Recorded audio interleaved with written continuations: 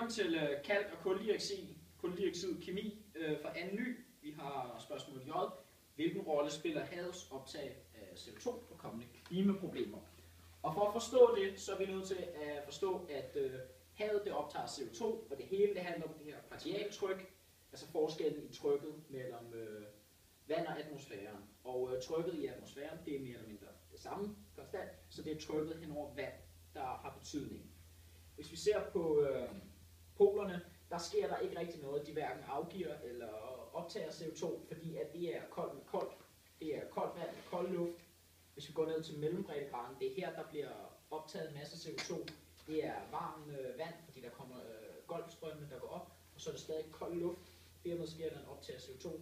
Her der er det varmt på varmt, der sker ikke noget tværtimod. Den afgiver faktisk en smule CO2, og igen optager CO2, her sker der intet. Og det er sådan, at jordens hav det optager rigtig meget CO2, faktisk 175 gigaton om året, og det svarer til 25% af al den CO2, vi har her på jorden. Så det er meget alvorligt, hvis det er, at havet pludselig ikke kan optage mere CO2. Ja. Max sagde, så er der jo de her ozonhuller her over polerne, og det gør, at der kommer mere blæst over, verdenshavene. Og det har jeg så tegnet med sådan en fin pil her. Normalt er det sådan, at det er blæsten, der styrer meget CO2, der bliver optaget i havet. Og som vi kan se, så har der indtil nu været en fin ligevægt her med de to pile her, hvor der er sket en konstant udvikling mellem CO2'en over og under havets overflade. Det kan man se på den her kemiske reaktion her. CO2 på gasform til CO2 opløst.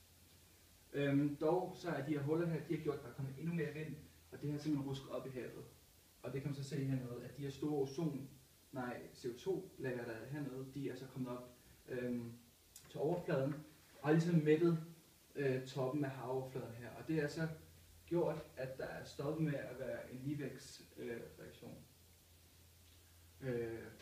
Og derfor så stiger CO2'et nu mere, og det bliver varmere og varmere. Ja, fordi at jorden er ikke længere jordens have.